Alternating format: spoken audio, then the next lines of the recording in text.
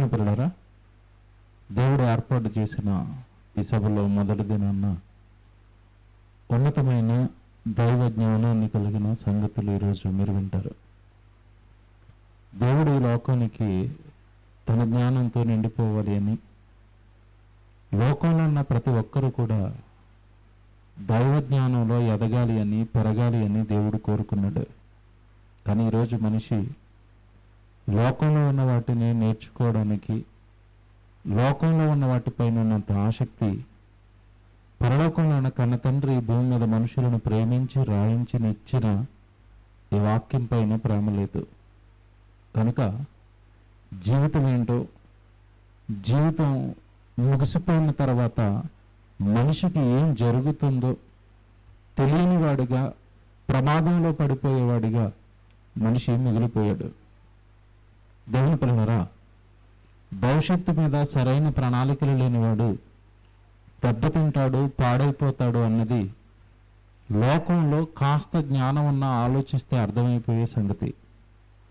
స్కూల్కి వెళుతున్న పిల్లవాడు వాడు భవిష్యత్తు బాగుండాలి అంటే భవిష్యత్తు మీద ఆశ పెట్టుకుని చక్కగా చదువుకోవాలి. కుటుంబాన్ని పోషించుకోవాలనుకున్న యజమాని కుటుంబం భవిష్యత్తు బాగుండాలి అంటే కష్టపడి పనిచేసి కుటుంబాన్ని పోషించాలి.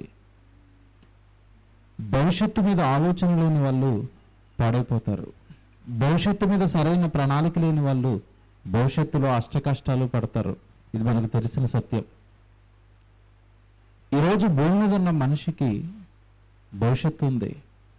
ఏంటి భవిష్యత్తు అంటే, నేను చెప్పే భవిష్యత్తు మనుషులు చెప్పే జ్ఞానాన్ని అనుసరించి నేను చెప్పటం లేదు. భవిష్యత్తు ఏంటంటే మనుషులకు 60-70 సంవత్సరాలు ఇచ్చిన జీవితకాలమే భవిష్యత్తు. కానీ దేవుడు బైబిల్లో చెప్పిన భవిష్యత్తు ఏంటంటే, మనుషులు మరణం తర్వాత మరో లోకానికి వెళుతున్నారు. ఆ లోకంలో పరిస్థితులు భయంకరంగా ఉంటాయి. కనుక భూమి మీద ఉన్న మనిషి మరణం తర్వాత పాతాళం అనే మహాలోకానికి జారిపోయి కాలిపోతున్నాడు. ఆ మరణ వేదనలు తప్పించడానికే యేసుక్రీస్తుల వారు లోకానికి వచ్చాడు. యేసుక్రీస్తుల వారు తన ప్రాణాన్ని పెట్టాడు. యేసుక్రీస్తుల వారు సిలువలో ఆ సిలువ యాగం, ఆ కష్టం, ఆ వేదన, ఆ కన్నీరు ఎందుకు భరించాడు యేసుక్రీస్తుల వారు అంటే, భూమి మీద ఉన్న తన పిల్లలైన మానవులు మరణం తర్వాత నిత్యాగ్ని దండనలోనికి వెళ్ళిపోతున్నారని ఆలోచించిన కన్న తండ్రి తన జ్యేష్ఠ కుమారుడైన యేసుక్రీస్తుల వారిని లోకానికి పంపించి ఆ మరణ వేదనలు మనకి రాకుండా తప్పించాలనుకున్నాడు. అందుకే మనం అనుభవించవలసిన ప్రతి శిక్ష సిలువలో యేసుక్రీస్తుల వారు అనుభవించారు. అదే ఈరోజు సమాజం అంతా ఆనందంగా, సంతోషంగా పండగ చేసుకుంటున్న ఇష్టం అదే. క్రీస్తు చనిపోయి తిరిగి లేచాడు. క్రీస్తు చనిపోయి తిరిగి లేచాడు. ఎందుకు చనిపోయాడు, ఎందుకు తిరిగి లేచాడు? చనిపోయి తిరిగి లేచి సమాజానికి నేను చనిపోయి తిరిగి లేచాను అని చూపించుకోవాల్సిన అవసరం ఏంటంటే, భూమి మీద మనుషులకు కూడా చావు తర్వాత తిరిగి లేవాలి. మీరు కూడా భూమి మీద ఉన్న మనుషులకు కూడా చావు తర్వాత మరొక జీవితం ప్రారంభమవుతుంది. దేవుని పిల్లలారా, వాక్య పఠనం చదువుకున్నారు కదా, అక్కడి నుంచి ప్రారంభిద్దాం. దేవుడు మనల్ని ప్రేమించి ఏం మాట్లాడుతున్నాడో కీర్తన గ్రంథం 89వ కీర్తన దయచేసి ఒకసారి మీరు చూడండి. 89వ కీర్తన మీరు చదువుకున్న మాట 48వ వచనం. మరణము చూడక బ్రతుకు నరుడవడు. ఏమండి? మరణము చూడక బ్రతుకు నరుడవడు అన్నాడు దేవుడు. మరణం రాని నరుడు ఉంటాడా? ఉంటాడా? మరణము రాని నరుడున్నప్పుడు, ఇది మీకు వాస్తవం అని మీకు తెలిసినప్పుడు, నిజమేనండి మరణం రాకుండా నరుడు ఈ భూమి మీద ఉండడు, ఇది వాస్తవం అన్నప్పుడు తర్వాత ఒక మాట మాట్లాడుతున్నాడు దేవుడు. దీన్ని ఒప్పుకున్న సమాజం తర్వాత మాట విషయంలో మాత్రం అసలు ఆలోచించలేదండి. ఏమన్నాడు అక్కడ? మరణము చూడక నరుడవడు. నెక్స్ట్, పాతాళము యొక్క వశము కాకుండా తన్నును తాను తప్పించుకొనగలవాడెవడు? మరణం వస్తుందని ఎరిగిన ఈ సమాజానికి మరణం తర్వాత పాతాళం ఒకటి పట్టుకుంటుందన్న సంగతి గ్రహించలేదు. జాగ్రత్తగా వినాలి. మనిషి కళ్ళ ముందు మరణిస్తున్నాడు, కళ్ళ ముందు కడతీరిపోతున్నాడు, జీవితాన్ని ముగించుకుంటున్నాడు. ముగించుకున్న మనిషి ఏమైపోయాడో మనిషికి తెలీదు. అంతేనా? చచ్చిపోయిన తర్వాత మనిషి ఏమైపోయాడంటే ఏం చెప్తారు మానవులు? మనుషులు ఏం చెప్తారు చెప్పండి? ఏముందండి, నిన్నడు మనవరకు మా వీధిలోనే తిరిగాడండి, ఏదో గాల్లో కలిసిపోయాడండి. గాల్లో కలిసిపోయాడా, పాతాళ లోకానికి వెళ్ళిపోయాడా? బాగా ఆలోచించాలి. ఏ రెండు మనుషులు అంటే ఏదండి సమాధుల తోటలో పడేసామండి, ఆ సమాధుల తోటలో ఉన్నాడండి. ఉన్నాడా? లాజరు చనిపోయాడు భూమి మీద, ధనవంతుడు చనిపోయాడు, శ్మశానాలలో ఉన్నారా, మరో లోకంలోనికి వెళ్ళారా? వెళుతున్నారు. జాగ్రత్తగా ఆలోచించాలి. ఇప్పుడు లాజరు వెళ్ళినట్టుగా మనం వెళ్ళమా? ధనవంతుడు వెళ్ళినట్టుగా మనం వెళ్ళమా? బాగా ఆలోచించాలి. మీరు కొద్దిసేపు చెప్తానండి, ఎక్కువసేపు చెప్పను, కానీ నేను చెప్పిన కొన్ని విషయాలు మీకు అర్థం కావాలి. ఎక్కడో హైదరాబాద్ నుంచి ప్రయాణం చేసుకుని వచ్చాం. దేవుడి మాటలు 4 అర్థమైతే పరలోకంలో ఉన్న కన్నతండ్రికి ఆనందం, మేము పడి ప్రయాణం చేసిన మా కష్టానికి కూడా కాస్త విలువ దక్కుతుంది. దేవుని పిల్లలారా, మరణము అందరికీ వస్తుంది. శవం దగ్గర కూర్చున్నప్పుడు చూడండి, వాళ్ళని వాదార్చడానికి, ఆ కుటుంబాన్ని వాదార్చడానికి వెళ్ళిన వాళ్ళు ఏం మాట మాట్లాడతారు? ఏమంటారండి? ఏమండి ఈరోజు ఈయనండి, రేపు మనమండి, ఎవరో ఉండం కదా, ఎందుకు ఏడుస్తున్నారు అంటాడు. డైలాగ్ భలే ఉంది కదా. ఈరోజు ఈయన, రేపు మనం, అందరం వెళ్ళిపోతాం కదండి, ఎందుకు ఏడుస్తున్నారని అన్నారు. బాగుంది, వెరీ గుడ్, మంచి నిజం చెప్పారు, సత్యం చెప్పారు. ఇంతకీ ఆయన ఎక్కడికి వెళ్ళాడు, తర్వాత వెనకాల ఈయన ఎక్కడికి వెళ్తాడు మీకు తెలీదు. అంతేనా? పేపర్ వాడు ఏం రాస్తాడు తెలుసండి? యాక్సిడెంట్లో ఎవరైనా చచ్చిపోయారు అనుకోండి, యాక్సిడెంట్లో చచ్చిపోయిన వాళ్ళ గురించి ఆ లారీ కింద వేసి, ఆ రక్తం వేసి, ఆ శవాలను వేసి కింద హెడ్లైన్ ఏం పెడతాడంటే పేపర్లో, లారీ ప్రమాదంలో 9 మృతి. కింద ఏముంటది? కానరాని లోకాలకు వెళ్ళిపోయిన 9 అంటాడు. అంటే పేపర్ వాడికి కనపడలేదు ఆ లోకం ఎక్కడుందో? కనపడలేదు. చూసారా? అంటే లోకంలో విజ్ఞులు, చదువుకున్న వారు, మేము గొప్పవారమైన సమాజానికి చెప్పుకుంటున్న వారికి సైతం మరణం తర్వాత మనిషి ఎక్కడికి వెళ్తున్నాడో తెలీదు. బైబిల్ ఏం చెప్పాడండి దేవుడు? మరణము వశము కాకుండా తనను కాపాడుకొలుగునే వాడు ఎవడు? నెక్స్ట్ ఏమన్నాడు? పాతాళం తర్వాత ప్రతి నరుడు దేన్ని చవి చూస్తున్నాడు? ఏ లోకాన్ని చూస్తున్నాడు? ఎక్కడికి వెళ్ళిపోతున్నాడు? పాతాళ లోకం. బాగుంది. ఇంతకీ పాతాళ లోకం అంటే ఎలాగుంటది? సింగపూర్ లాగా చల్లగాని, అమెరికా లాగా అందంగానే ఉంటుందా? ఎలాగుంటది పాతాళ లోకం? ఎలాగుంటదని యేసు చెప్పాడు? పాతాళానికి మరొక పేరు నరకం. ఏమన్నాడు? నరకమున వారు పురుగు చావదు, అగ్ని ఆరదు. అంటే ఇప్పుడు పాతాళ లోకంలో ఏముంది? అగ్గి ఉంది.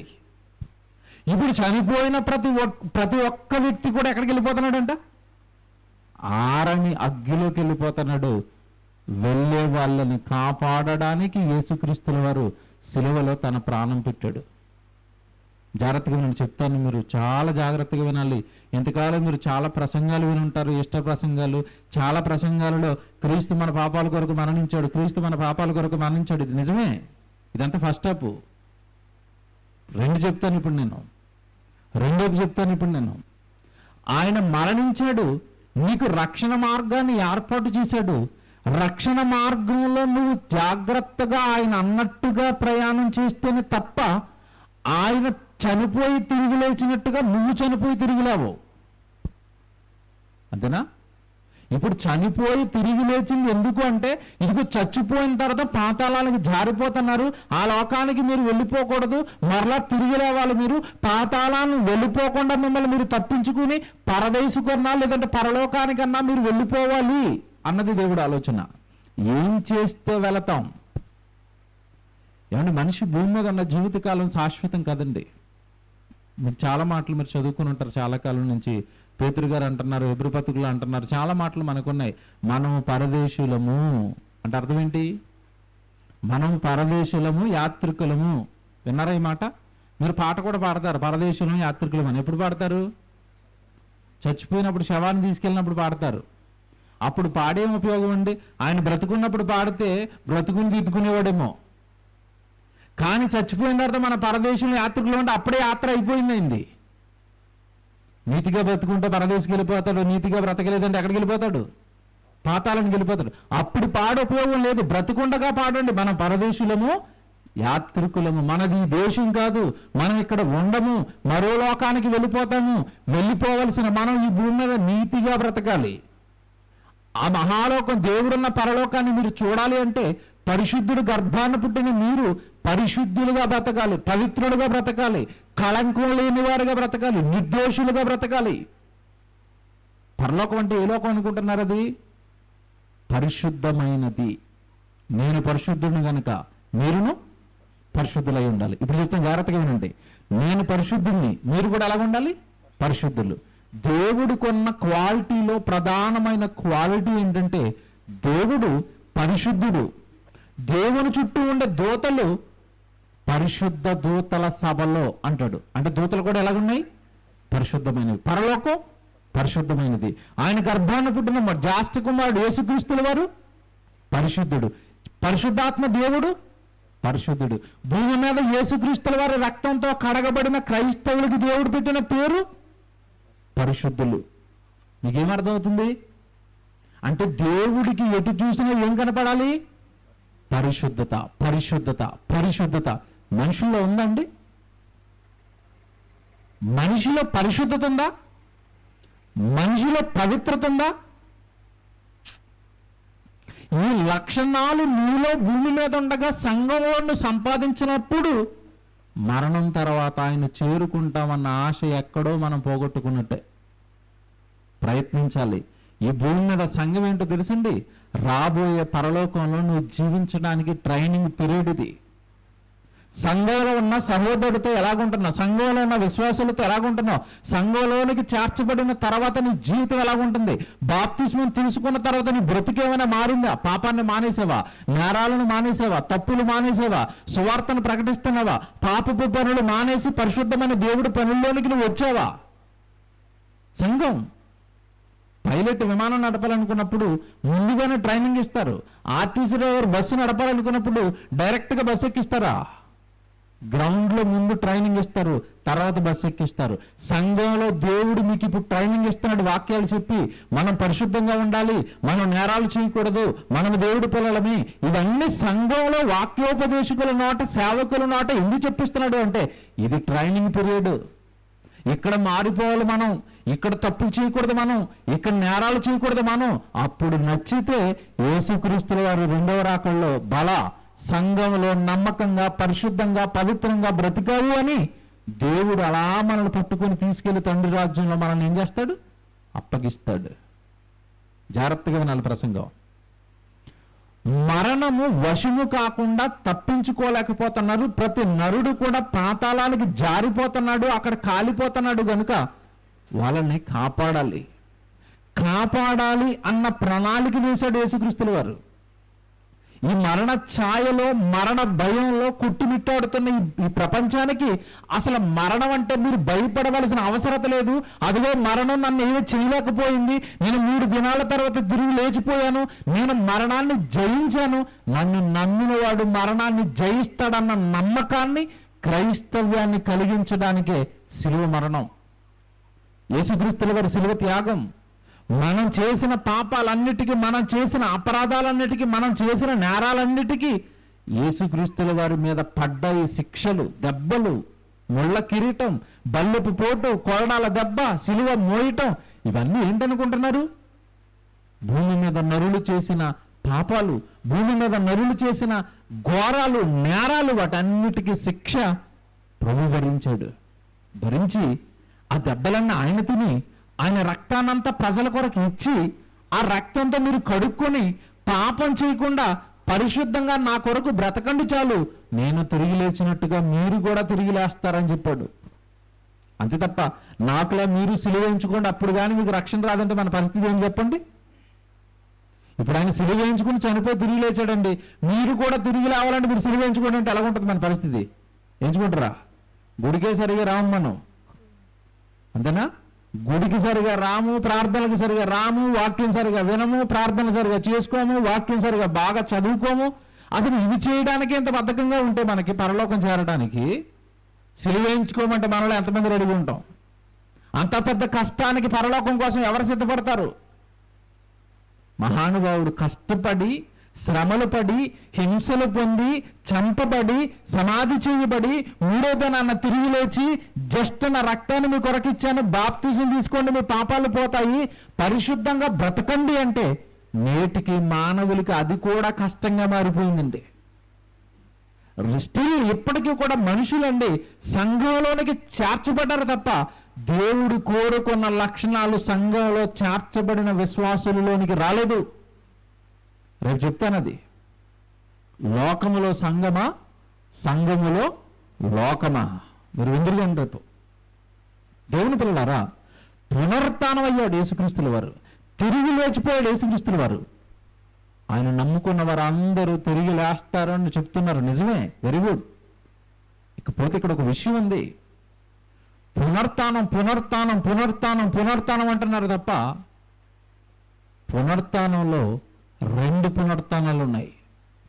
జాగ్రత్తగా వినాలి. ఇదే, చచ్చిపోయిన ప్రతి ఒక్కడు తిరిగి లేస్తాడు, కానీ అందరూ పరదేశికి వెళతారా? అందరూ పరలోక రాజ్యాన్ని చేరుకుంటారా? చేరుకోరు. అదే యేసుప్రభు బ్రతుకున్న కాలంలో చెప్తున్నాడు. యోహాను సువార్త 5వ అధ్యాయం మీరు తీయండి, బైబిల్ చూసుకోండి అందరూ. యోహాను సువార్త 5వ అధ్యాయము 28వ వచనం జాగ్రత్తగా చదవండి. యోహాను సువార్త 5వ అధ్యాయము 28వ వచనం చదువుదాం. దీనికి ఆశ్చర్యపడకండి, ఒక కాలం వస్తుంది, ఒక కాలం వస్తుంది, ఒక కాలం వస్తుంది. నేను ముందర చెప్పింది అదే. భవిష్యత్తులో ఒక కాలం వస్తుంది, మానవులందరికీ భవిష్యత్తు తేలిపోబోతుంది. ఒక కాలం వస్తుంది, ఒక కాలం వస్తుంది. ఏంటా కాలం? యేసుక్రీస్తుల వారు 2వ రాకడ. చూడండి ఎంతగా చెప్తున్నాడు. ఒక కాలం వచ్చుచున్నది, ఆ కాలమున సమాధులలో ఉన్నవారు అందరూ ఆయన శబ్దము విని. ఏమంటే సమాధులలో ఉన్నవారు అందరూ అనందా? క్రైస్తవులు మాత్రమే అనందా? అక్కడ అందరూ వస్తారా? జాగ్రత్తగా వినాలి. ఇదే బైబిల్, ఇదే మన సమాజానికి చెప్పాలి. చాలా మంది ఏం చెప్పారంటే, యేసుప్రభువుని నమ్ముకున్న వాళ్ళు అందరూ సమాధుల నుంచి లేచిపోతారండి. నమ్ముకున్న వాళ్ళు లేవడా? లేస్తాడు. లేవడా? లేస్తాడు. అదేంటండి, నమ్ముకున్న మేమైతే లేచాం, మరి నమ్ముకున్న నా పక్కన పడుకుని ఆడిందుకు లేచాడు? ఎందుకు లేచాడు? అది చెప్పాను ప్రారంభంలో. 2 పునరుత్థానాలు ఉన్నాయి. ఒకటి జీవ పునరుత్థానం, 2 తీర్పు పునరుత్థానం. అంటే నమ్మిన నువ్వు, దేవుడి కొరకు బ్రతికిన నువ్వు జీవంలోనికి వెళ్ళిపోతావు. నీ పక్కనే సమాధిలో పడుకుని దేవుడి కొరకు బ్రతకక, పాపము మానక, లోకంలో ఈ పాపాలకు కట్టు బానిసై, లోకంలో ఈ సుఖాలకు బానిసై చచ్చిపోయాడు చూశారు, వాడు కూడా లేస్తాడు. దేనికి లేస్తాడు?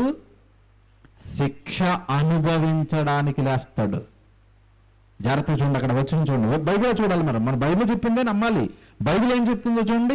ఆ కాలమున ఆయన శబ్దము విని సమాధులలో ఉన్నవారు అందరూ ఆయన శబ్దము విని, మేలు చేసిన వారు జీవ పునరుత్థానమునకును, కీడు చేసిన వారు తీర్పు పునరుత్థానమునకును బయటకు వచ్చెదరు. అందరూ బయటకు వస్తారు. సమాధుల్లో నుంచి అందరూ బయటకు వస్తారు. అయితే ఇక్కడ వచ్చిన వాళ్ళలో 2 రకాల వర్గాలు చెప్తున్నాడు అక్కడ. ఏంటి? మేలు చేసిన వారు, నెక్స్ట్ కీడు చేసిన వారు. ఆ సమాధుల్లో నుంచి లేచిపోయిన వారిని దేవుడు 2గా విభాగించాడు. మేలు చేసిన వారు ఉన్నారంట, మేలు చేసి నిద్రలోకి వెళ్ళిపోయిన వాళ్ళు ఉన్నారంట, మేలు చేసి సమాధుల్లోకి వెళ్ళిపోయిన వాళ్ళు ఉన్నారంట, కీడు చేసి సమాధుల్లోనికి వెళ్ళిపోయిన వాడు ఉన్నాడంట. ఇప్పుడు ఈ మేలు చేసిన వాడు తిరిగి లేస్తున్నాడు, కీడు చేసిన వాడు తిరిగి లేస్తున్నాడు. మేలు చేసిన వాడు జీవంలోకి వెళ్ళిపోతున్నాడు, మరొక జీవితంలోకి వెళ్ళిపోతున్నాడు, మరొక లోకంలోకి వెళ్ళిపోతున్నాడు, మరొక ప్రపంచంలోకి వెళ్ళిపోతున్నాడు, ఆకలి దప్పుకలు లేని పరలోకానికి వెళ్ళిపోతున్నాడు మేలు చేసిన వాడు. ఈ కీడు చేసిన వాడు ఎక్కడికి వెళ్ళిపోతున్నాడంట? తీర్పు పునరుత్థానం. అంటే తీర్పు అనగా శిక్షలోనికి వెళ్ళిపోతున్నాడు. ఎంత బాగుందండి బైబిల్. ఒక మాట్లాడుతాను. సమాధుల్లో ఉన్నవారు అందరూ లేస్తారు అంటే మనం కూడా లేస్తామా? మనం సమాధికి వెళ్ళిపోయాం అనుకోండి, యేసుప్రభు అక్కడికి ముందు, యేసుప్రభు వచ్చినప్పుడు మనం కూడా లేస్తామా? లేస్తాం. లేచిన తర్వాత యేసుప్రభు మీరు మేలు చేశారు అని మిమ్మల్ని తీసుకెళ్తాడా? తీసుకెళ్తాడన్న వాళ్ళు చేయలేపండి. మీరు ఏం మేలు చేశారో అడుగుతాను. పోనీ అది పక్కనట్టండి. అసలు మేలు చేయటం అంటే ఏంటి? ఏ మేలు చేయాలి? ఏం చేస్తే దేవుడు నువ్వు మేలు చేసావంటాడు? ఏం చేస్తే నువ్వు మేలు చేసావని దేవుడు నిన్ను జీవపునరుత్థానంలోనికి తీసుకుంటాడు? ఏమన్నా ఇంతలాగా బైబిల్ ఆలోచిస్తున్నారండి? యేసులో మా కొరకు ప్రాణం పెట్టాడు, ఆయన తిరిగి లేచిపోయాడు, నేను బాప్తిసం తీసుకుని ఇట్లా మునిగేశాను, నేను కూడా తిరిగి లేచిపోతాను, అంతే. ఇంక బైబిల్ చదవటం లేదు. అందులో దేవుడు ఏం రాయించాడో లోతైన సంగతులు గ్రహించి ఆలోచించి చదువుకొని నేర్చుకుని ఎలా చెప్పాడో, నన్ను ఎలా ఉండమన్నాడో, నా గురించి ఏం రాశాడో బైబిల్లో చదువుకుందామన్న ఆశ లేని వారిగా మిగిలరు. అందుకే సాతాను పైపైన వాక్యాలను చూపించి నీకు ఏం ప్రమాదం లేదంటుంది. అది ప్రొజెక్టర్ ఉందన్నా, రేపు ప్రొజెక్టర్ పెట్టండి అన్న, ఉంది కదా, రేపు వీడియో చూపిస్తానట్టు మీకు. ఇప్పుడు చెప్పినా మీకు అర్థం కాదు. అది క్రైస్తవులు ఈస్టర్ పండుగ చేసుకుంటున్నారు. గుంటూరులోనే ఎక్కడో చూపించారండి, గుంటూరు అనుకుంటాను. పండగ ఎలా చేసుకుంటున్నారో రేపు చూపిస్తాను మీకు. అప్పుడు అసలు వాళ్ళు పరలోకానికి వెళ్తారా, నరకానికి వెళ్ళిపోతారా, వీడియో చూడగానే మీరు చెప్పేస్తారు అంతే. పేరుకి ఎవరు మళ్ళీ? క్రైస్తవులు. క్రైస్తవుడు ఎలా జీవించాలో జీవన విధానం బైబిల్లో రాసిన పాటించని వాడు నావాడు అని యేసుక్రీస్తుల వారి రెండవ రాకల్లో తిరిగి లేపుతాడా? బాగా ఆలోచించండి. మేలు చేసిన వారు జీవ పునరుత్థానానికి వెళ్తారంట, కీడు చేసిన వారు తీర్పు పునరుత్థానానికి వెళ్తారంట. మొత్తం మీద భూమి మీద సమాధుల్లో పడుకున్న ప్రతి ఒక్కడు సమాధులు బద్దలు కొట్టుకుని బయటికి రావాలి. ఇప్పుడు మాట్లాడుతాను జాగ్రత్తగా వినండి. దేవుణ్ణి నమ్మిన తర్వాత దేవుడు కొరకు ఏమి చేయకుండా లోకంలో బ్రతికేశాడు. ఒక డాక్టర్గా, ఒక యాక్టర్గా, ఒక లాయర్గా, ఏమంటే రకరకాలు కోటి విద్యలు దేనికోసం అంట? కూటి కోసం. ఏదో ఒక విద్య నేర్చుకున్నాడు. ఆ విద్య చదువు లేదా సంపాదన, డబ్బు, ఉద్యోగం, పిల్లలు, వ్యాపారం, వ్యవసాయం, సంపాదన అని చచ్చిపోయాడు. ఆసుపత్రి లేపుతాడా? ఎందుకు లేపడు చెప్పాలి? ఎందుకు లేపడు? ఎందుకరా నిన్ను పుట్టించింది అండా? మీకు అర్థాన్ని పుట్టిన మీ కుమారుణ్ణి చిన్నప్పటి నుంచి సాకి పెద్ద చేసి పెంచారు, వివాహం చేశారు, టాటా బాయ్ బాయ్ మీరెవరో నాకు తెలియదని వెళ్ళిపోయాడు. మీరు ప్రేమిస్తారా, బాధపడతారా? పరలోకంలో ఉన్న కన్నతండ్రి ప్రేమించి తల్లి గర్భంలో మీకు ఈ దేహాన్ని కట్టి నా కొడుకు నా కూతురు అని బైబిల్లో రాయించి లోకానికి వెళ్ళి నన్ను మహిమపరిచే పనిలో నువ్వు ఉండు అంటే వచ్చిన మనం ఈ లోకంలో పడిపోతే యేసుక్రీస్తుల వారు ప్రేమిస్తాడా? యేసుక్రీస్తుల వారు మరణ పునరుత్థానంలో మనం తిరిగి లేపుతాడా? చాలామంది అండి ఒక మాట దగ్గర ఆగిపోయారు. ఏ మాట దగ్గర అంటే, క్రీస్తు యేసునందున్న వారికి ఏ శిక్షా విధియో బంగారపు వాక్యంలాగా ఉంది. అది నిజమే. క్రీస్తు యేసునందున్న వారికి లేదు. క్రీస్తులో ఉన్నాము అని అనుకుని లోకంలో ఉన్నవాడికి శిక్ష ఉంది. క్రీస్తు యేసునందున్న వారికి అంటే అర్థం ఏంటి? పౌలు గారు ఎందులో ఉన్నాడు? నా మట్టుకైతే బ్రతుకుట క్రీస్తే, చావైతే ఎందులో ఉన్నాడు? క్రీస్తు యేసునందున్నాడు. మనము నా మట్టుకు బ్రతుకుట పొలమే నా జీవితం, వ్యవసాయమే నా జీవితం, డబ్బులే నా జీవితం, ఉద్యోగమే నా జీవితం, దేవుడు పని, సువార్త, వాక్యము నాకొద్దు. అవన్నీ సంఘ పెద్దలు అయ్యగారు చూసుకుంటారు. అంతేనా? మనం నా మట్టుకైతే బ్రతుకుట క్రీస్తే, నేను క్రీస్తునందున్నాను. మనం ఉన్నాం క్రీస్తునందు. దేవుడు ఆదివారం జ్ఞాపకం వస్తాడు, కష్టాలలో ఉన్నప్పుడు జ్ఞాపకం వస్తాడు, ఈస్టర్కి జ్ఞాపకం వస్తాడు, గుడ్ ఫ్రైడేకి జ్ఞాపకం వస్తాడు, క్రిస్మస్కి జ్ఞాపకం వస్తాడు. మిగతా రోజుల్లో జ్ఞాపకం వస్తాడా? క్రీస్తు యేసునందున్నామా, లోకంలో ఉన్నామా? క్రీస్తులో ఉన్నామన్న పేరేసుకుని లోకంలో ఉన్నాం. ఇది మరీ డేంజరు.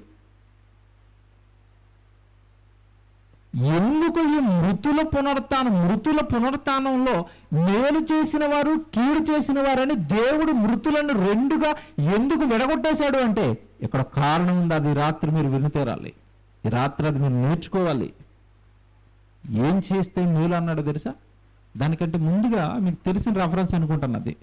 యాకోబు పత్రిక 4:17 ఒక మాట చెప్తాడు. ముందు ఆ మాట చూడండి. మేలు ఏంటి? ఏ మేలు చేస్తే మనం తిరిగి లేపబడతాం? ఏ మేలు చేస్తే మనం జీవంలోనికి వెళతాం? ఏ మేలు చేస్తే యేసుక్రీస్తుల వారు మనల్ని తిరిగి లేపుతాడు? అది మీకు అర్థం కావాలి అంటే ముందుగా ఈ మాట చదవండి. యాకోబు పత్రిక 4వ అధ్యాయము 17 వచ్చిన జాగ్రత్తగా చదవండి. యాకోబు పత్రిక 4వ అధ్యాయం 17 వచ్చిన చదువుతున్నారా? కాబట్టి మేలైనది చేయనెరిగియు అలాగు చేయని వానికి. అందరి బైబిల్లో ఉందా? నా బైబిల్లో ఉందా? మీ బైబిల్లో ఉందా అన్న వాళ్ళు చేయలేపండి. నా బైబిల్లో ఈ వాక్యం ఉందా అన్న వాళ్ళు చేయలేపండి. మీ బైబిల్లో ఉందా? Very good. ఏముంది అక్కడ? మేలైనది చేయ ఎరిగియు అలాగు చేయని వానికి ఏం కలుగుతుందంట? పాపం. పాపం కలిగింది అనుకోండి, పాపానికి ప్రతిఫలం, పాపం వలన కలిగేదేంటి? మరణం. అంతేనా?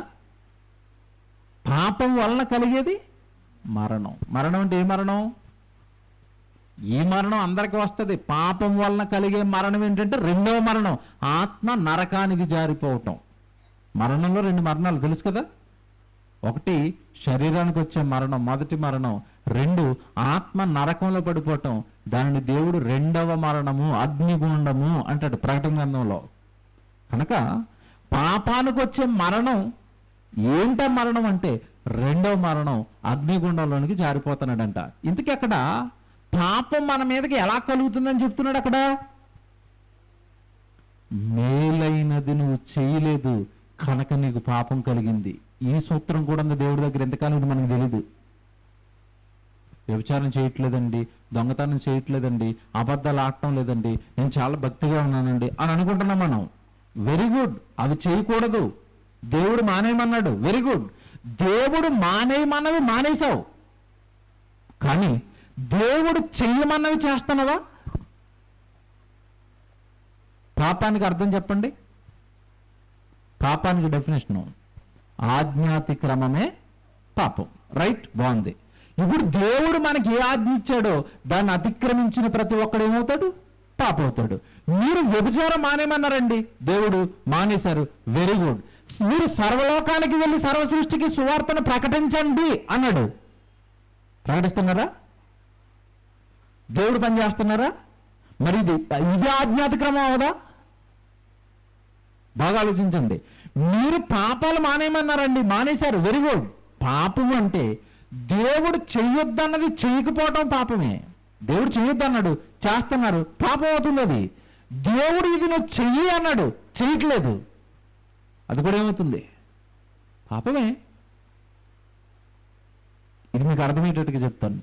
మొట్టమొదటి రాజు ఉన్నాడు ఇశ్రాయేలుకి, సౌలు. దేవుడు సౌలుతో ఒక మాట చెప్పాడు, నాయనా నువ్వు అమాలేకీయులు మన శత్రువులు, వాళ్ళు శుభ్రంగా వాళ్ళని చంపేసే అన్నాడు. ఏం చేశాడు? వెళ్ళాడు, వాళ్ళందరినీ చంపేశాడు. చంపేసిన తర్వాత అక్కడ కొన్ని క్రొవ్విన జంతువులు ఉన్నాయి, శత్రువులు, అమాలేకీయులవి. అలా తిరిగి పట్టుకొచ్చేసాడు. తిరిగి పట్టుకొచ్చేసిన తర్వాత దేవుడి కోపం వచ్చింది. నేను చెప్పింది నువ్వు చెయ్యాలంతే, చంపేమన్నాను, జంతువులు ఎందుకు పట్టుకొచ్చావు అన్నాడు. నీకు బలిద్దామని తెచ్చాను ప్రభా, నేను చెప్పింది చేయాలంతే. నువ్వు నాకు బలవడానికి నేను అడిగాను, నేను చంపమంటే చంపాలంతే. ఆజ్ఞను అతిక్రమించావు, నీ ఉద్యోగం పీకేస్తున్నాను అన్నాడు అంతే. రాజుని తీసేసి మరల దావీదును రాజుని చేశాడు.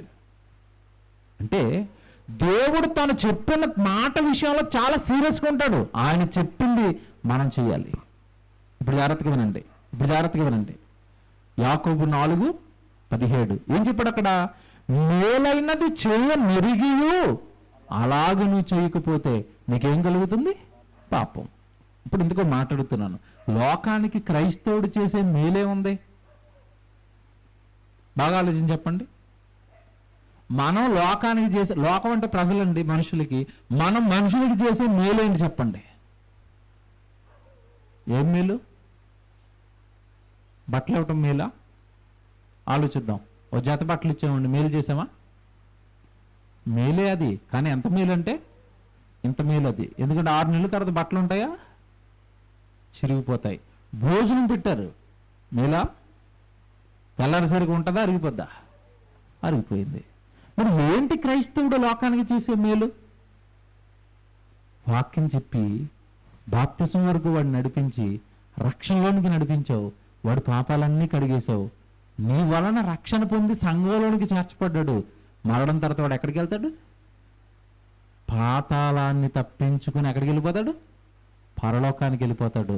అప్పుడు వాడు ఏమంటాడు? నీ వలన రక్షణలోకి వస్తే, నువ్వు ఆ మేలు ఆ రోజు నాకు యేసు ప్రభు గురించి చెప్పకపోతే నేను ఎక్కడికి జారిపోయేవాడిని? నాకు చాలా పెద్ద మేలు చేసావు అంటాడు. అంటాడా? అంటే నువ్వు ఒకరికి వాక్యం చెప్పి వాళ్ళని దేవుని వైపు నడిపించటమే క్రైస్తవుడు ఈ లోకానికి చేయవలసిన అసలైన మేలు. అది క్రైస్తవులు చేస్తున్నారా? మేలైనది చేయనెరిగి అంటే అర్థం ఏంటి? నువ్వు హ్యాపీగా రక్షణలోకి వచ్చేసావు. మరణం తర్వాత ప్రమాదం ఉందని నీకు అర్థమైపోయింది, బాప్తిసం తీసేసుకున్నావు. నువ్వు సెట్ అయిపోయావు, రక్షణలో జాగ్రత్తగా దేవుడి దగ్గరకు వస్తున్నావు, ప్రార్థనలు చేసుకుంటున్నావు. నీ బంధువుల సంగతి ఏంటి? నీ భర్త మారలేదు, ఆయన సంగతి ఏంటి? నీ భార్య మారలేదు, ఆయన సంగతి ఏంటి? నీ పిల్లలు మారలేదు, వాళ్ళ సంగతి ఏంటి? వాళ్ళ గురించి నువ్వేం ఆలోచిస్తున్నావు? వాళ్ళని మార్చాలని నువ్వు ఏం ప్రయత్నం చేస్తున్నావు? మేలైనది నువ్వు చేయటం లేదు కనుక నీకేం కలుగుతుంది? పాపం. దేవుని పిల్లరా, దేవుడు బైబిల్లో చెప్పిన చట్టం ఏంటో తెలుసండి? దుర్మార్గుడు నీ కళ్ళ ముందే తిరుగుతున్నాడు, దేవుడిని ఎరగక పాపాలు చేసుకుంటూ, నా పక్షాన్న వాడిని హెచ్చరించమని చెప్పాడు దేవుడు బైబిల్లో. నా పక్షాన్ని నువ్వు చెప్పు. వాడు బ్రతుకుని దిద్దుకున్నాడు అనుకోండి, బాగుపడతాడు. బ్రతుకుని దిద్దుకోలేదనుకోండి, నువ్వైతే సాక్ష్యం ఇచ్చావు గనక వాడు ఎలాగో నరకాన్ని జారిపోతాడు. నువ్వు చెప్పినందుకు నిన్ను పరలోకానికి తీసుకుంటాను అన్నాడు. చూస్తారా మాటలు ఎంత బాగుంటాయి చూడండి. యెహెజ్కేలు గ్రంథం 18వ అధ్యాయం చూడండి. యెహెజ్కేలు గ్రంథం 18వ అధ్యాయము 21 మీరు చూడండి.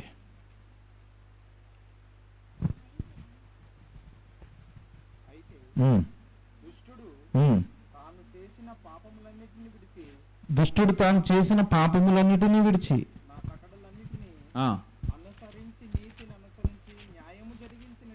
న్యాయము జరిగించిన ఎడల అతడు మరణము నందడు అవశ్యముగా. చూసారా? దుష్టుడు నా మాటలు వినబడితే వాడు మారతాడు, మారితే వాడు బ్రతుకుతాడు. ఇది బాగుంది. 3వ అధ్యాయానికి రండి. 3వ అధ్యాయము ఇదే యెహెజ్కేలు గ్రంథం 3వ అధ్యాయము 18వ వచనం చూడండి ఎంత బాగుంటుందో. యెహెజ్కేలు గ్రంథం 3వ అధ్యాయము 18వ వచనం. అవశ్యముగా నీవు మరణమవుదువని, అంటే నువ్వు పాతాళానికి వెళ్ళిపోతావని దేవుని నమ్మకపోతే నువ్వు దేవుని కుమారుడువని, నీవు మరణమవుదువని నేను దుర్మార్గుని గూర్చి ఆజ్ఞ ఇయ్యగా నీవు నీవు నీవు ఈ పోలకల్లు గ్రామంలో ఉన్న నీవు, ఇక్కడ పుట్టించిన నీవు అతనిని హెచ్చరిక చేయకయు అతడు జీవించున్నట్లు తన దుర్మార్గతను విడిచిపెట్టవలనని వానికి హెచ్చరిక చేయకయు ఉండిన ఎడల ఆ దుర్మార్గుడు తాను చేసిన దోషమును బట్టి మరణమవును, కాని అతని రక్తమునకు నిన్ను ఉత్తరివాదిగా ఎంచుదును. ఏం చేస్తాడండి దేవుడు? నేను వాక్యం చెప్పమన్నాను, వాక్యం చెప్పించమన్నాను, చెబితే వాళ్ళు మారతారని చెప్పాను. నువ్వు ఆ పని చేయలేదు, వాడు చచ్చిపోయాడు, పాతాళానికి వెళ్ళిపోయాడు. ఆ పని చేయనందుకు నిన్ను ఎలా ఎంచుతానంటున్నాడు? తర్వాతిని నేను అరెస్టుని చేస్తాను, నువ్వు నేను చెప్పిన పని చేయలేదు అంటున్నాడు.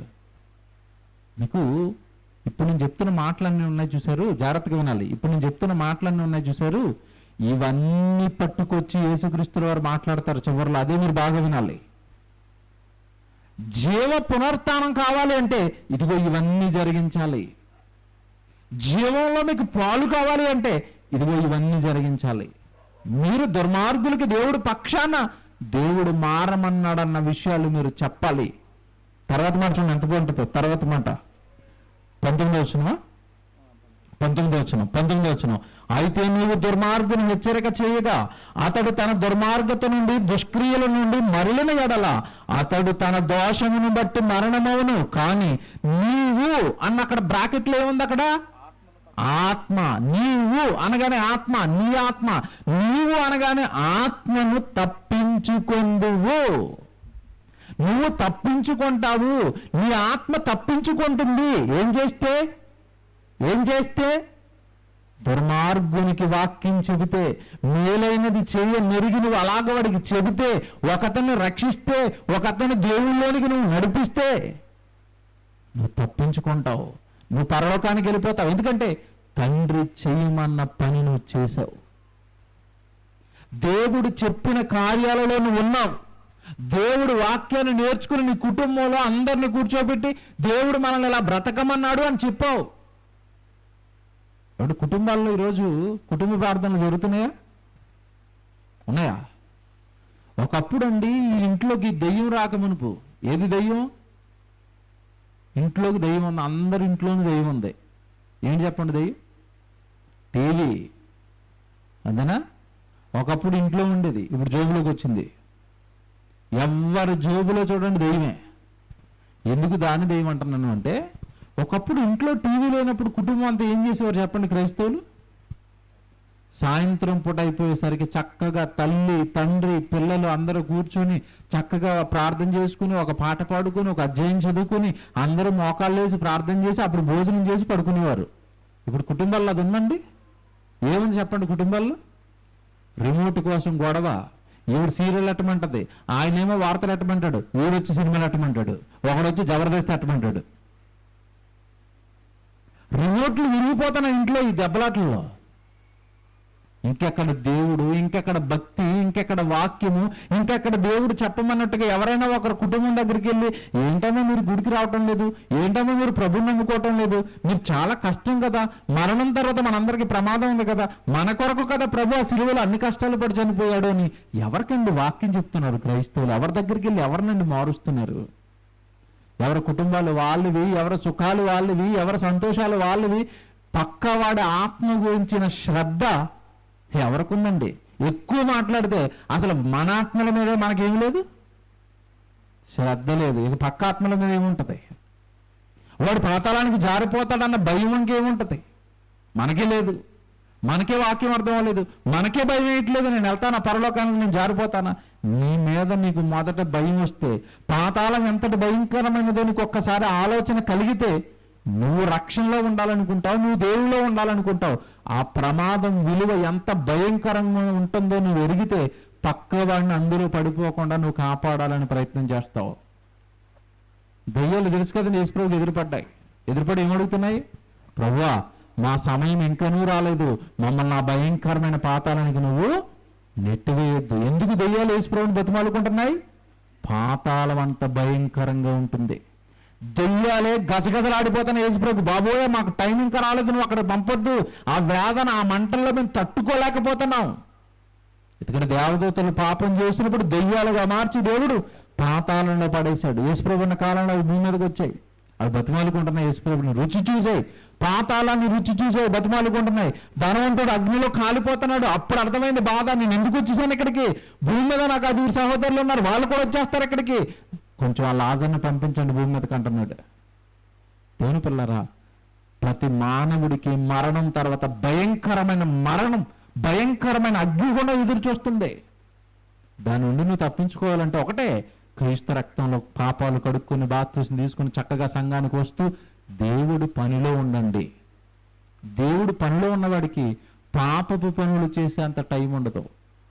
దేవుడి గురించిన వాక్యంలో ఉంటున్నప్పుడు పాపపు ఆలోచనలు నీకు రావు. దేవుడు సేవలో ఎక్కువగా నీ జీవితాన్ని గడుపుతున్నప్పుడు ఈ లోకపు ఆశలు నిన్ను పట్టుకోవు, పాపానికి దూరం చేస్తాయి అవి.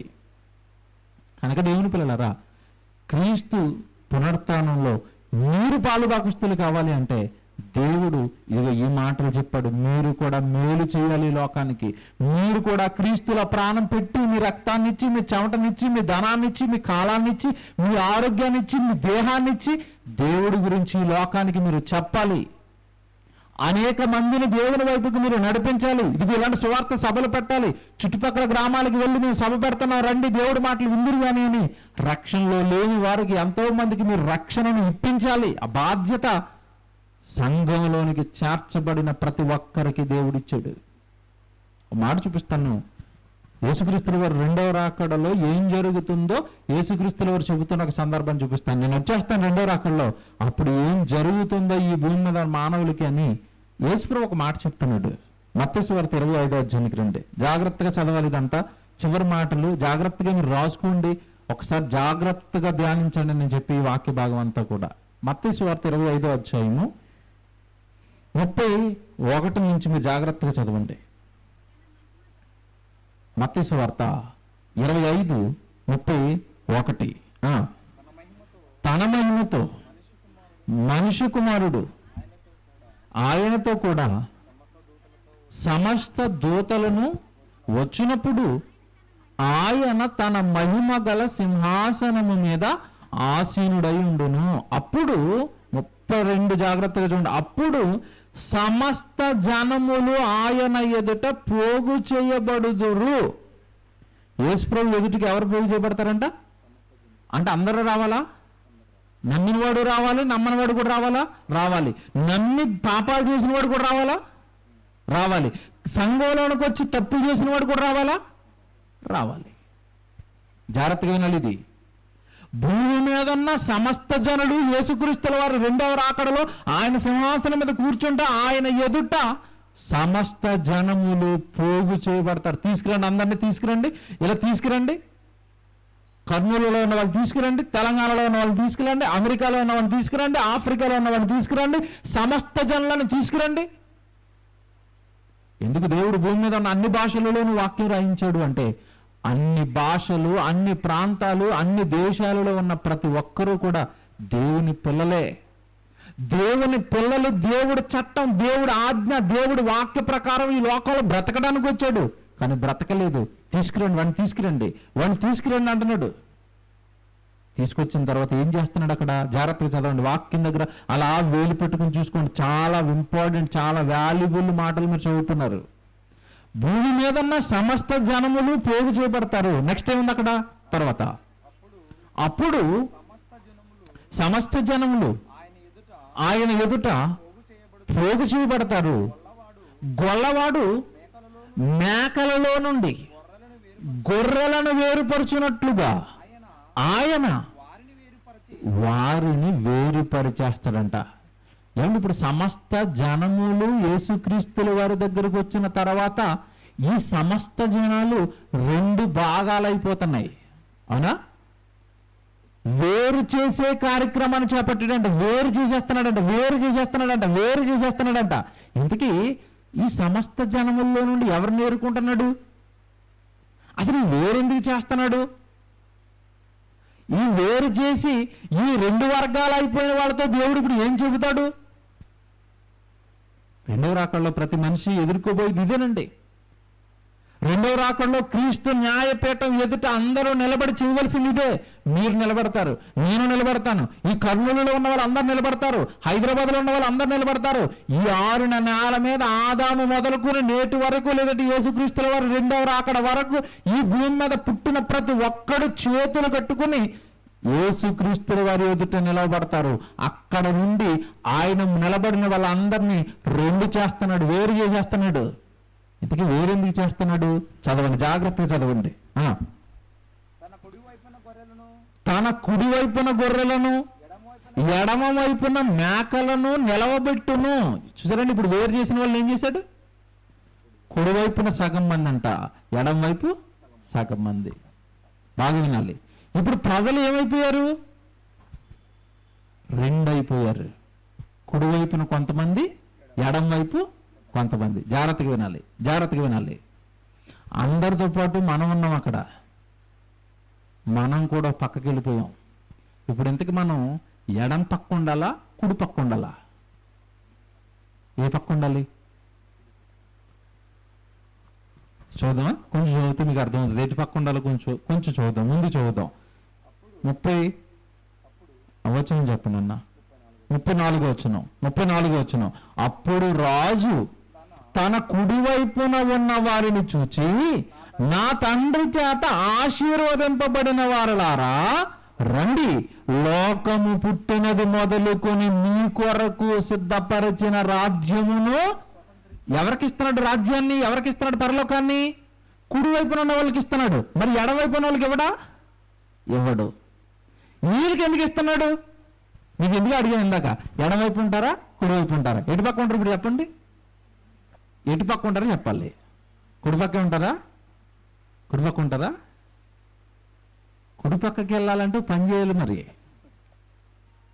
అబ్బబ్బే, పనులు మాకేం చెప్పకండి, ప్లేస్ మాత్రం ఇచ్చేయండి. పని మాకు ఏం చెప్పకండి, జీతం ఇచ్చేయండి అంటే రైతు జీతం ఇస్తాడా? పని మాకు ఏం చెప్పకండి, నెల 1వ తారీఖు జీతం వేసేయండి అంటే గవర్నమెంట్ జీతం వేస్తుందా? కుడిపక్క ఉండి పరలోకాన్ని సంపాదించాలి అంటే ఈ కుడిపక్క ఉన్న వాళ్ళు దేవుడు ఎందుకు ఆశీర్వదింపబడిన వాళ్ళు అంటున్నాడు? మీరు పరలోకానికి వెళ్ళిపోండి, నా తండ్రి రాజ్యానికి వెళ్ళిపోండి అని వాళ్ళని ఎందుకు అంటున్నాడు తెలుసా? భూమి మీద ఉన్నప్పుడు వీళ్ళు ఒక పని చేశారు, అది మీరు చెయ్యాలి. ఏం చేశారు వీళ్ళు? ఎంత బాగుండొచ్చు నా కిందకి వెళ్ళేసరికి 35వ వచనం. నేను ఆకలి కొంటిని, మీరు నాకు భోజనము పెట్టి తీరి.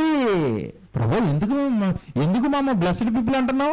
ఎందుకు మమ్మల్ని ఆశీర్వదించావు? ఎందుకు పరలోకాన్ని తీసుకుంటాను అంటున్నావు అంటే ఆయన అంటున్నాడు, నాకు ఆకలేసింది, మీరు నాకు ఆహారం పెట్టారంటున్నాడు. వీళ్ళు ఏం చేశారంట? యేసు ప్రభుకి ఆహారం పెట్టారంట. మీకు మాట్లాడుతాను, మీరు ఎప్పుడైనా పెట్టారా? డిసెంబర్ 25 ఎవరిది పుట్టినరోజు? ఎవరు పుట్టినరోజు అండి? యేసు ప్రభు పుట్టినరోజు. కేక్ కట్ చేసుకుని ఎవరు తినేస్తారు? ఎవరు తినేశారు? మనమే. పుట్టినరోజు ఏమో ఆయింది, కొత్త బట్టలు ఎవరు కొనుక్కుంటారు? మనమే. పండగ అయింది, ఎంజాయ్మెంట్లన్నీ మనవే. అంతేనా? మీరు ఎప్పుడైనా యేసుక్రీస్తుల వరకు ఆహారం పెట్టారా? ఇదేటండి యేసుక్రీస్తుల వరకు ఆహారం పెట్టడం అంటే ఆయన కనపడ్డ కదా, మరి బొమ్మ ముందు ఎట్టమంటారా? అది విగ్రహారాధన అయిపోతుంది కదా. మేము ఎలా పెట్టాలి యేసుప్రభుకి? చెప్తాను, జాగ్రత్తగా ఉండాలి. ఇదే ప్రసంగం. ఇది తెలియకే పునరుత్థానానికి ఎలా వెళ్ళాలో క్రైస్తవులకు అసలు ఏమీ అర్థం కాలేదు రూటు. నేను ఆకలి కొన్నాను, కుడివైపు ఉన్న వారులారా నేను ఆకలి కొన్నాను, మీరు నాకు ఆహారం పెట్టారు. తర్వాత చూడండి ఎంత బాగుంటాను, చదవండి నెక్స్ట్. నేను దప్పికొంటిని, మీరు నాకు దాహానికి ఇచ్చారు. నాకు వస్త్రాలు లేకుండా దిగంబరిగా ఉన్నాను, మీరు నాకు వస్త్రాలు ఇచ్చారు. నేను రోగినై ఉన్నాను, నన్ను పరామర్శించడానికి వచ్చారు. నేను చెరసాలలో ఉన్నాను, నన్ను చూడవచ్చారు మీరు అన్నాడు. ఇవన్నీ వాళ్ళకి మతిపోయిందండి. కుడివైపు ఉన్న వాళ్ళకి యేసు ప్రభు ఇవన్నీ చెప్తుంటే మతిపోతుంది. ఏంటి ప్రభు, ఎప్పుడు మేము చేసాం? నువ్వు ఆకలితో ఉంటే మేము ఎప్పుడు అన్నం పెట్టాం? నీకు దప్పికేస్తే మేము ఎప్పుడు నీళ్ళు ఇచ్చాం? మేమేమి చేయలేదు ప్రభు, ఇది నేను మీకు ఎప్పుడు ఇవ్వలేదు అంటున్నారు వీళ్ళు. అప్పుడు యేసు ప్రభు అంటున్నాడు, ఎంత బాగుంటో చూడండి. నిజంగా రండి, హార్ట్ఫుల్గా మీకు వాక్యం అర్థమైతే ఈ రాత్రి మీ హృదయంలో ఒక నిర్ణయం తీసుకుంటారు, రేపు నుంచి నేను కూడా పెడతానండి యేసు ప్రభుకి. చూడండి ఎంత బాగుంటుందా. కింద అలా అంటున్నారు చూడండి 38వ వచనంలో, ఎప్పుడు పరదేశి వై ఉండుట ఏమండి 37 అండి. అందుకు నీతిమంతులు 37 అండి. అందుకు నీతిమంతులు, ప్రభువా ఎప్పుడు నీవు ఆకలి కొని ఉండుట చూసి నీకు ఆహారం ఇచ్చితే మేమెప్పుడు ఇట్టాం నీకు ఆహారం? మేమెప్పుడు ఇట్టాం ప్రభు నీకు ఆహారం? తర్వాత చూడండి. నీ దప్పుకొని ఉండుట చూచి ఎప్పుడు దాహంకి ఇచ్చితివి? ఎప్పుడు పరదేశి వై ఉండుట చూచి నిన్ను చేర్చుకుంటుమి? దిగంబర వై ఉండుట చూచి బట్టలు ఇచ్చితిమి? ఎప్పుడు రోగి వై ఉండుట అయినను చెరసాలలో ఉండుట అయినను చూచి నీ యొద్దకు వచ్చితిమని ఆయన అడిగిరి. 40 వచనం. అందుకు రాజు, మిక్కిలి అల్పులైన ఈ సహోదరులలో ఒకనికి మీరు చేసితిరి గనుక నాకు చేసితిరని నిశ్చయముగా మీతో నాకు చేయలేదు, మీరు ఎవరు చేశారు? మిక్కిలి అల్పులైన ఈ నా సహోదరులు ఇదిగో నా వాక్యం పట్టుకుని మీ దగ్గరికి వచ్చారు, నా మాటలు చెప్పడానికి మీ దగ్గరికి వచ్చారు, కడుపు కాలిపోకుండా ఆ రోజు వాళ్ళకి మీరు ఆహారం పెట్టారు. వాళ్ళకి పెట్టటమే నాకు పెట్టటం. చూసారా? వాళ్ళకి మీరు బట్టలు ఇచ్చారు, వాళ్ళకి బట్టలు ఇవ్వటమే నాకు బట్టలు ఇవ్వటం. ఇదేంటో తెలుసండి? పరిచర్య ధర్మంలో మీరు జరిగించే కార్యాలు. ఏమండి ఈరోజు ఇక్కడ ఉన్న వాళ్ళంతా సహోదరులు అండి, మనమంతా దేవుని పిల్లలమే. ఆయన సహోదరులు మనమంతా. మీటింగ్ జరుగుతుంది, మీలో ఎవరైనా కష్టపడి ఏమంటే వచ్చిన పిల్లలందరికీ నేను ఆహారం పెడతానండి అని మీటింగ్కి వస్తున్న వాళ్ళకి మీరు భోజనం పెట్టారనుకోండి, దేవుడు పిల్లలకి మీరు భోజనం పెట్టారనుకోండి, పరిశుద్ధులకి మీరు భోజనం పెట్టారనుకోండి, ఎవరికి పెట్టినట్టు? మీకు పెట్టినట్టు కాదు. అదిగో పోలకల్లులో ఎన్నో తారీఖు ఈరోజు? 17వ తారీఖు మీటింగ్ జరిగింది. నా మాటలు చెప్పబడుతున్నాయి. అక్కడ నువ్వు ఆహారం పెట్టావు కదా, నాకే పెట్టావు అంటాడు. ఎంత బాగుందండి? నాకు పెట్టావు, నాకు పెట్టావు, నాకు చేసావు, నా మీటింగ్ పెట్టావు, నీ కష్టార్జితాన్ని అంతా సేవకులను రప్పించి నా మాటలు చెప్పడానికి వాడేశావు, నాకు చేసావు, నాకు చేసావు, నాకు చేసావు. దేవుడి కార్యాలు చేయటమే దేవుడి కొరకు చేసుకోవటం అండి. మీటింగ్లు పెడతారా, సభలు పెడతారా, దేవుడి పిల్లల ఆకలి తీర్చుతారా, సేవకులకి బట్టలు ఇస్తారా, సేవకులకి మీ కష్టార్జితాన్ని ఇచ్చి సేవలు ఇంకా పురుగొలుపుతారా, సేవకులను రప్పించి ఇలా సభలు పెట్టి ఇలా తెలియని సంగతులన్నీ ప్రజలకు చెప్పిస్తారా? మీరు ఏం చేసుకుంటారో భూమి మీద క్రీస్తు పనులు, ప్రభు పనులు మీ కష్టార్జితాన్ని ఇచ్చి చేసుకోండి. అవి మీకు పరలోకాన్ని ఇస్తాయి. అవి మీకు కుడివైపున ఉన్నవారిలో స్థానాన్ని మీకు కల్పిస్తాయి. ఇప్పుడు చెప్పండి, కుడివైపుకి వెళ్ళాలంటే ఏం చేయాలి? ఆదివారం వచ్చి గుళ్ళు ప్రార్థన చేసుకుని వెళ్తే కుడివైపుకి వెళ్తావా? చెప్పనివ్వట్లేదండి దయ్యం. ఈ రహస్యాలన్నీ దాచేసిందండి దయ్యం. వాక్యం సరిగా అర్థం కానివ్వట్లేదు ప్రజలకి దయ్యం. కుడివైపున నువ్వు ఉండాలి అంటే ప్రభు కోసం భూమి మీద నీకు ఏవో పనులు ఉండాలి. ఏమన్నా నీ పనులు? అపోస్తుల పేరట అపోస్తుల కార్యాలు ఉన్నాయి. అంతేనా? మత్తయి సువార్త, మార్కు సువార్త, లూకా సువార్త, యోహాను సువార్త. తర్వాత పుస్తకం పేరేంటి? తర్వాత పుస్తకం అపోస్తులుల కార్యములు. అంటే అర్థం ఏంటి? అపోస్తులు దేవుడి కొరకు భూమి మీద చేసిన కార్యాలు, పనులవి. వాళ్ళు చేసిన పనులే దేవుడు ఒక పుస్తకం రాసేశాడు, అపోస్తులుల కార్యాలు అని. సంఘాలు కట్టారు. ఏం చేశారు అపోస్తులుల కార్యాలు అంటే? ఏం చేశారు వాళ్ళు? కోటి విద్యలో ఏదో ఒక విద్యలో ఉండిపోయారా? ఏ పని చేశారు వాళ్ళు? వాక్యం చెప్పారు. దేవుడి కోసం జైలుకి వెళ్ళారు, దేవుడి కోసం శ్రమలు పడ్డారు, దేవుడి కోసం దెబ్బలు తిన్నారు, దేవుడి కోసం జైల్లోకి వెళ్ళిపోయారు, దేవుడి కోసం ఎన్నండి ఆకలి తప్పికలు, ఏమిటి తిండి లేదు, బట్టలు లేవు, బాబోయ్ కష్టాలు కష్టాలు కష్టాలు. వాళ్ళ కష్టాలు పడుతున్నప్పుడు వాళ్ళని ఆదుకున్నారు చూశారు, వాళ్ళే ఈ కుడివైపున ఉన్న వాళ్ళు. ఇదిగో అపోస్తులకి చేశారు, సేవకులకి చేశారు, నా సువార్తకి చేశారు, మీరు చేశారు నా కోసం భూమి మీద అంటున్నాడు.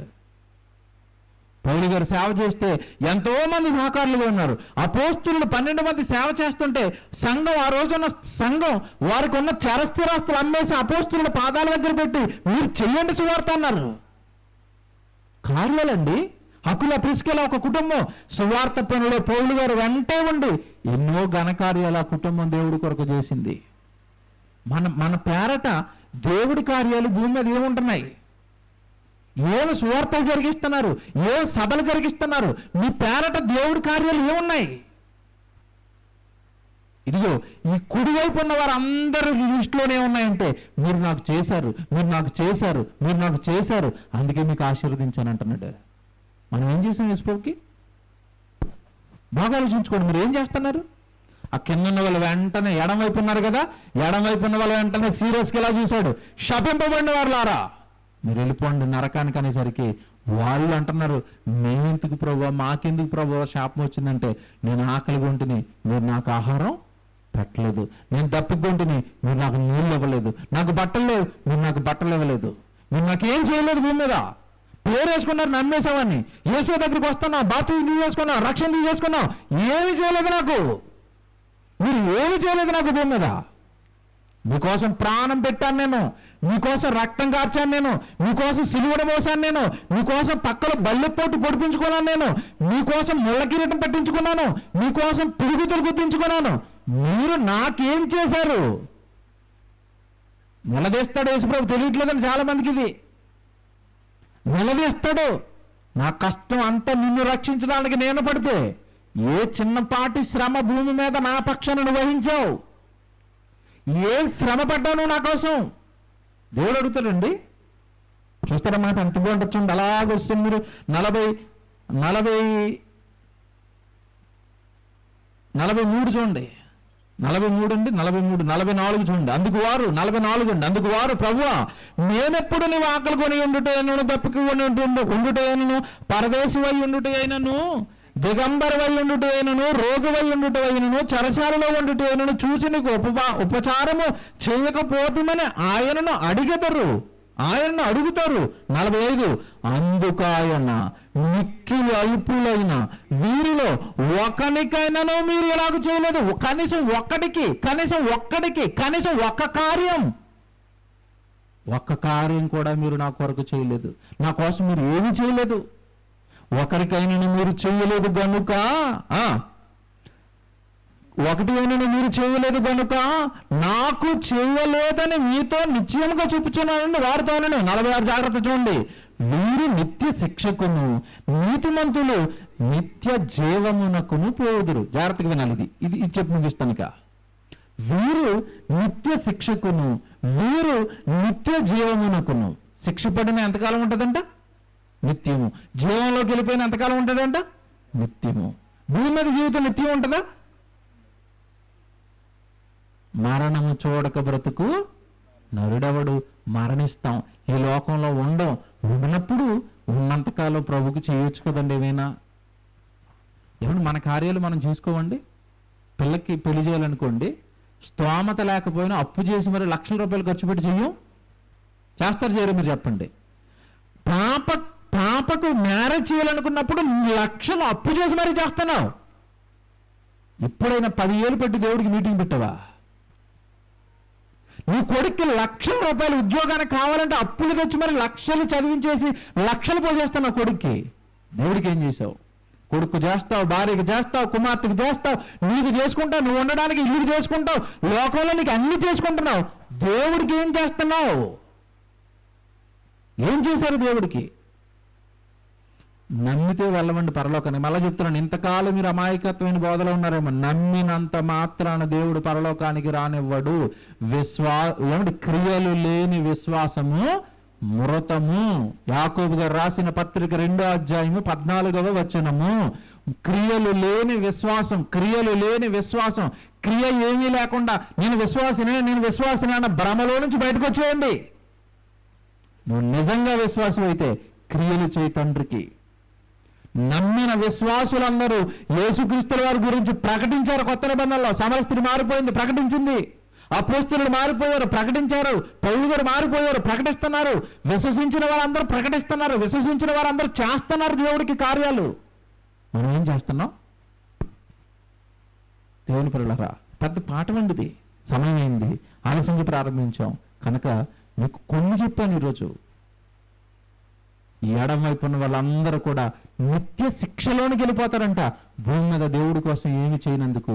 ఆ కుడివైపు ఉన్న వాళ్ళు భూమి మీద యేసుక్రీస్తుల వారి కార్యాలు చేసినందుకు నిత్య జీవంలోనికి వెళ్ళిపోతారంట. నిత్యము అంటే అర్థం ఏంటి చెప్పండి? శాశ్వతం. శిక్షలోకి వెళ్ళిపోయినా శాశ్వతంగా వెళ్ళిపోతారు, జీవంలోనికి వెళ్ళిపోయినా శాశ్వతంగా వెళ్ళిపోతారు. ధనవంతుడు ఎప్పుడు వెళ్ళాడు శిక్షలోకి? ఎప్పుడు వెళ్ళాడు? క్రీస్తుకు పూర్వం 1500 సంవత్సరాల క్రితం వెళ్ళాడు. మీరు ఎలా చెప్తారంటారా? ధనవంతుడు ఏ కాలంలో భూమి మీద బ్రతికినవాడు? మోషే కాలంలో బ్రతికినవాడు. మోషే ఎప్పుడున్నాడు భూమి మీద? క్రీస్తుకు పూర్వం 1500 సంవత్సరాల క్రితం మోషే బ్రతికితే, మోషే బ్రతుకుతున్న కాలంలో సుఖాలు అనుభవించి లోకమే జీవితం అనుకుని చచ్చిపోయి నరకానికి జారిపోయాడు. ఇప్పటికి ఎంతకాలం అయిపోయింది వాడు వెళ్ళి? క్రీస్తుకు పూర్వం 1500 సంవత్సరాలు. ఇప్పుడు మనం ఎక్కడున్నాం? క్రీస్తు శకం 2022. ఇవి 2000 సంవత్సరాలు, అవి 1500 సంవత్సరాలు. 3500 సంవత్సరాలుగా కాలుతూనే ఉన్నాడు. ఎవరు? ధనవంతుడు. శిక్షలోకి వెళ్ళినా నిత్యం ఉండిపోతాడు, జీవంలోనికి వెళ్ళినా నిత్యం ఉండిపోతాడు. అక్కడ ఎగ్జాక్ట్ గా ఈడేమో శిక్షలోకి వెళ్ళిపోయాడు, లాజరు పరదేశంలోకి వెళ్ళిపోయాడు, విశ్రాంతిలోకి. 3500 సంవత్సరాలుగా ఆయన హ్యాపీగా రెస్ట్లో ఉన్నాడు, వీడేమో కాలిపోతున్నాడు. ఎందుకు చెప్పండి? భూమి మీద దేవుణ్ణి నమ్మి దేవుడి కొరకు బ్రతకనందుకు. ధనవంతుడు ఏం నేరం చేశారని ఉంటుంది బైబిల్లో? ధనవంతుడు ఏ నేరం చేశాడు చెప్పాలా? పాతాళానికి వెళ్ళిపోవడానికి. వ్యభిచారం చేశాడని రాశాడా? దొంగతనం చేశాడని రాశాడా? కుమారుడా, నీ జీవితకాలం ముందు నీకు ఇష్టమైనట్టుగా సుఖాన్ని అనుభవించో. లోక 16:25 సుఖాన్ని అనుభవించో. సుఖం, ఇల్లు, ఉద్యోగం, వ్యాపారం, తినాలి, త్రాగాలి, ధరించుకోవాలి, పార్టీలు, బంధువులు, చుట్టాలు, మ్యారేజ్లు, ఇదే లోకమే. లోకమే. దేవుడు లేడు, దేవుడు పనులేమీ లేవు, దేవుడు మాటలు లేవు, దేవుడు సన్నిధి లేదు, దేవుడు పనులు లేవు, సువార్త లేదు, వాక్యం లేదు, ఏమీ లేదు నీ జీవితంలో. నీ కోసం నువ్వు బ్రతికేశావు, నీ సుఖాల కోసం నువ్వు బ్రతికేశావు. దేవుళ్ళో ఉన్నానని చెప్పి, నాలోకి వచ్చానని చెప్పి, నేను ఇంత త్యాగం, నా ప్రాణాన్ని నీ కోసం పెడితే ఆ రక్షణ పొందుకున్న నువ్వు ఎవ్వరికి కూడా రక్షణ అందించే పనిలో లేవు. నీకోసం నువ్వు బ్రతుకుతున్నావు. ధనవంతుడు పక్కన ప్రదేశానికి మనం కూడా వెళ్ళిపోతాం. మన కోసం మనం బ్రతికితే ఎడం పక్కన వెళ్ళిపోయి దాంట్లోకి వెళ్ళిపోతాం. మీరు నాకేమి చేయలేదు, మీరు నాకేం చేయలేదు, మీకోసం చేసుకున్నారు అన్నీ. నాకేం చేశారు? యేసుప్రభువు అడుగుతుంటే, దేవుని పిల్లరా, ఆయన కష్టపడ్డాడు, శ్రమపడ్డాడని గుర్తు చేసుకుంటున్నాం. గుడ్ ఫ్రైడే గుర్తు చేసుకున్నారు, ఈస్టర్ రోజు గుర్తు చేసుకున్నారు. వెరీ గుడ్, కష్టపడ్డాడు ఆయన. మరి మీరేం కష్టపడుతున్నారు ఆయన కోసం? ఆ శిలువ త్యాగం ప్రపంచ మానవాళి రక్షణ కోసం అయితే ఆయన గురించి మీరు ఎవరికి చెప్తున్నారు? దేవుని పిల్లరా, ఆయన పుట్టినప్పుడు పండగ, ఆయన చనిపోయినప్పుడు పండగ, ఆయన తిరిగి లేచినప్పుడు పండగ. ఎవరికి పండగ? మనకే. ఆయన పడిన కష్టమేమో అందరి కోసం. మనం ఆయన గురించి ఎవరికి చెప్పం. మా యేసుప్రభు లేచాడు, మాకు పండగ. మీకు రేపు చూపిస్తాను. మా యేసుప్రభు లేచాడని సంఘంలో రెండు కింద విడిపోయి ఒకరినొకరు కొట్టుకుంటున్నారు. రేపు యుద్ధులుగా అయ్యాయి. దేవుని పిల్లలరా, పునరుత్థానంలో మీకు పాలుభాగస్తులు కావాలా? టైటిల్ అదే వేశాను. ఏమని? మరణము అందరికీ తథ్యము, పునరుత్థానము ఎవరికి సాధ్యం? ఇప్పుడు చెప్పండి, ఎవరికి సాధ్యం? దేవుడి కోసం భూమి మీద నువ్వు ఏదైనా జరిగిస్తే అప్పుడు నీకు పునరుత్థానం అనేది సాధ్యపడుతుంది తప్ప, నేను నమ్మాను వెళ్ళిపోతానన్న మూఢ భక్తిలో మాత్రం మీరు ఉండక దానిలో నుంచి మీరు ఏం చేయాలి? బయటికి రండి. ఏదో ఒకటి చేయండి ప్రభు కోసం. ఏదో ఒకటి మీ పేరట ప్రభుకి ఏదో కార్యం పెట్టుకోండి భూమి మీద. వాళ్ళకే పరలోకం, వాళ్ళకే నిత్య జీవం.